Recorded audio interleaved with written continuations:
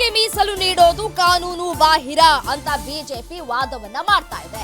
ಸರ್ಕಾರದ ತುಘಲಕ್ ದರ್ಬಾರ್, ನಾವು ವಿರೋಧವನ್ನ ಮಾಡ್ತೇವೆ, ಮುಸ್ಲಿಂ ಗುತ್ತಿಗೆ ಮೀಸಲಾತಿ ವಿರುದ್ಧ ಹೋರಾಟವನ್ನ ಮಾಡ್ತೇವೆ. ಕಾಂಗ್ರೆಸ್ ನಾಯಕರು ಓಲೈಕೆ ರಾಜಕೀಯ ಮಾಡ್ತಾ ಇದ್ದಾರೆ, ಮುಸ್ಲಿಮರು ಬಡತನದಲ್ಲಿ ಇದ್ದಾರೆ ಅಂತ ಹೇಳ್ತಾರೆ.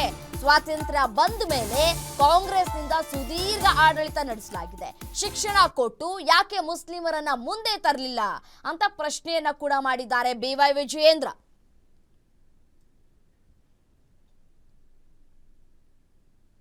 ಮುಸ್ಲಿಂ ಗುತ್ತಿಗೆ ಮೀಸಲು ಮಸೂದೆ ಮಂಡನೆ ಆಗಿರೋದಕ್ಕೆ ಸಾಕಷ್ಟು ವಿರೋಧಗಳು ಕೂಡ ವ್ಯಕ್ತವಾಗ್ತಾ ಇದೆ. ಅಲ್ಪಸಂಖ್ಯಾತರೆಂದೇ ಬರೀ ಮುಸ್ಲಿಮರಲ್ಲ ಅಂತ ಹೇಳಿ ಸಿದ್ದು ಸರ್ಕಾರ ಹೇಳಿದೆ.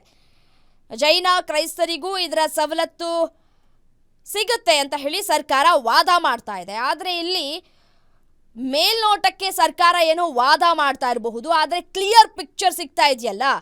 ಸೊ ಮೀಸಲಾತಿಯಲ್ಲಿ ಎಷ್ಟೆಷ್ಟು % ಹೋಗ್ತಾ ಇದೆ ಅಂತ ಅಂದರೆ 2Aಗೆ 15% ಕೊಟ್ಟಿದ್ದಾರೆ, 2Bಗೆ 4% ಮುಸ್ಲಿಂ ಅಂತ ಹೇಳಿ ವೆರಿ ಕ್ಲಿಯರ್ಲಿ ಮೆನ್ಷನ್ ಆಗಿದೆ. ಸೊ ಹಾಗಾಗಿ ಬಿಜೆಪಿ ಸರ್ಕಾರ ಮುಗಿ ಬೀಳ್ತಾ ಇದೆ ಸರ್ಕಾರದ ವಿರುದ್ಧ. ನಮ್ಮ ಕಣ್ಣು ತಪ್ಪಿಸಿ ಬಿಲ್ ಪಾಸ್ ಮಾಡಿರೋದಕ್ಕೆ ಆಕ್ರೋಶಗಳು ಕೂಡ ವ್ಯಕ್ತವಾಗ್ತಾ ಇದೆ. ನಾವು ರಾಜ್ಯಾದ್ಯಂತ ಹೋರಾಟವನ್ನ ಮಾಡ್ತೀವಿ, ನಾವು ಇಲ್ಲಿಗೆ ಬಿಡುವಂತಹ ಮಾತೇ ಇಲ್ಲ ಅಂತ ಹೇಳಿ BY ವಿಜಯೇಂದ್ರ ಹೇಳ್ತಾ ಇದ್ದಾರೆ.